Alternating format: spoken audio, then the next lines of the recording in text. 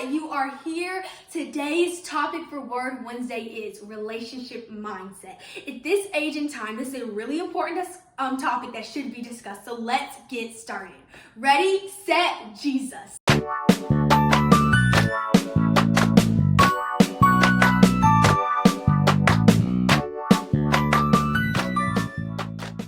When getting into a relationship of any kind, a romantic one, a friendly one, a business one, you want to be these three things: careful, diligent, and observant.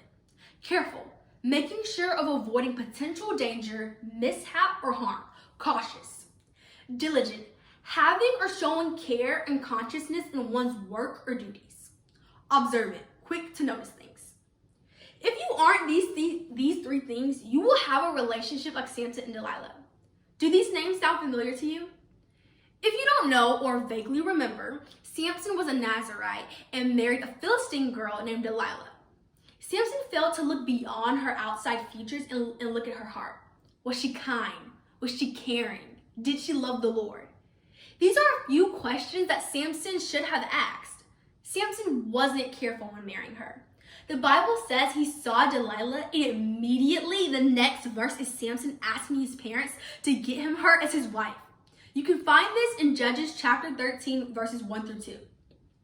After 2 times of Delilah trying to do things Samson claimed would destroy his strength, he finally gave in and told her that if he cut his hair, Samson wouldn't be strong anymore. If Samson was observant, he would have noticed every time he told her what would destroy his strength and then fell asleep. Delilah would do it and then yell, "The Philistines are coming." Samson could have saved himself from losing his strength if he was observant. All of this wouldn't have happened if he started off carefully and diligently picking his wife. When getting into relationships of any kind, be CDO, careful, diligent, and observant. You might be thinking, with all the horrible people in the world, I might as well be alone. And you know what? That might just sound like a safer option. But guess what? God doesn't want you to be alone.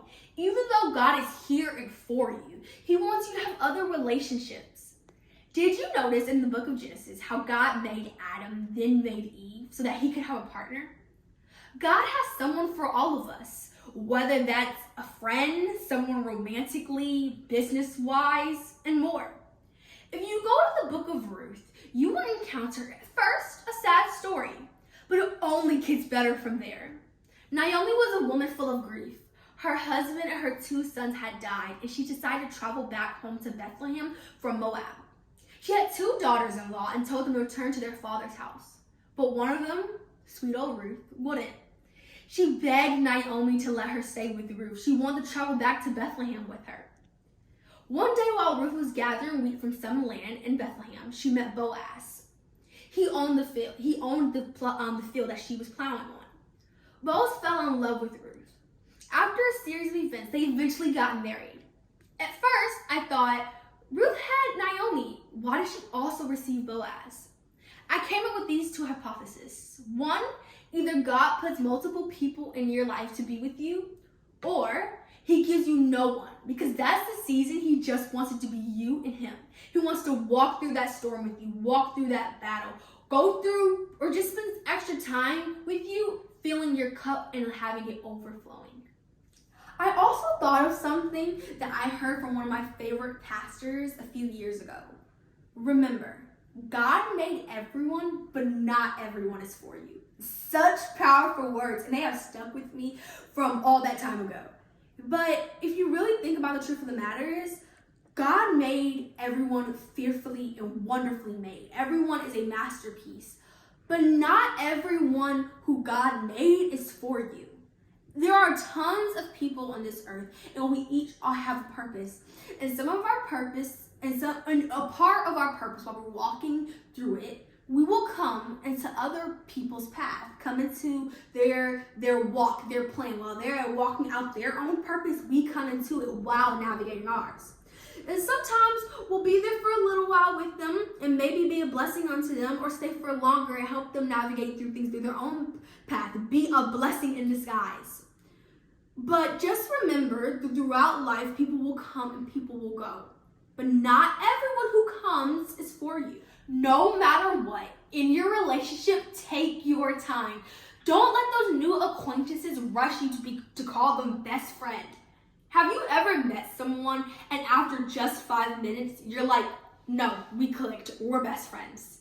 That might seem so because I know what you're going through, or if you felt that before, let me tell you, I have felt that before too, where I have met someone and like 5 minutes later, I'm like, okay, yeah, we're best friends. Forget everybody else I already know, okay? I understand those feelings, but you might not like everything that they do once you start getting to know them. So get to know the way how they speak, their actions. How do they talk to their parents? How do they talk to their siblings? What do they do for fun? What is their definition of fun? What do they call fun?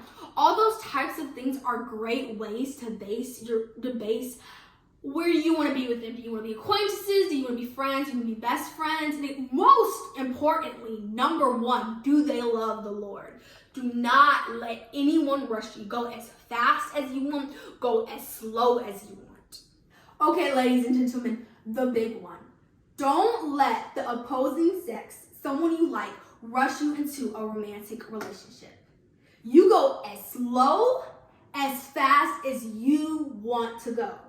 Keep God in your relationship, and most importantly, number one. Okay, so have you guys heard the song called Wannabe by Spice Girls? Maybe not, maybe so. Does the lyrics, if you want to be my lover, help you remember? My mom, my sister, and I always joke and change the lyrics. Instead of if you want to be my lover, you got to get with my friends, we say if you want to be my lover, you got to get with Jesus. It's very funny and we laugh, but deep down, we know the truth. Friends approving of your crush is fun and nice and it's great and it's like, okay, booyah, 100%, it's awesome. But their thoughts and actions shouldn't mean more to you than what God says about your crush. Pray over them. Ask God, what does he think? Is this good to continue this? Because God knows what he has planned for you, and it's much better than you can ever imagine. Okay, after hearing all of this, you might be realizing you need to tweak your mindset about relationships. Well, luckily for you, I have a few tips that might help you reach your new goal. So, how do I change my mindset in a relationship? Number one, set clear boundaries about what is allowed and what isn't allowed in your relationship. Of any sort. This can be a friendly one, this can be a romantic relationship, this can be a business one. You need to set your standards early, because if you wait to set standards, things can happen and get out of control that you didn't even want in the beginning to happen. But how did the other person know if you didn't set any boundaries from the beginning? So set them early, make them clear, and there you go, that's number one. Number two, I want you to remember this Bible verse, 1 Peter chapter 4, verse 8. Above all, love each other deeply, because love covers over a multitude of sins. Number three, remember that everyone is human, but some things you just can't allow to go on anymore.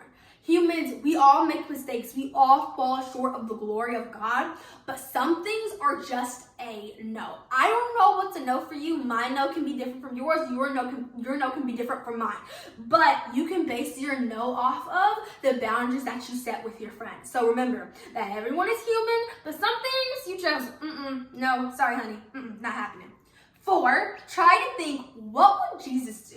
I've heard that a lot of my friends do this, and they say that it really works for them. Like when they're about to, like when they have temptations and they're about to sin, or like they're in their relationship with friends and they're about to say something or do something, they always like to think, what would Jesus do? Because at the end of the day, we all just want to make Jesus happy, right? So what would Jesus do? Thank you guys so much for watching. I hope these tips help. Let me know in the comment section. I love you guys. Another Word Wednesday is behind us, unfortunately, but the word is in our hearts. Come back next week for a guest speaker on the blog. You can catch the guest speaker at generationofyoungbelievers.com. We would love to have you, and sending my love, my prayers, and all of the above. See you guys next time. Peace.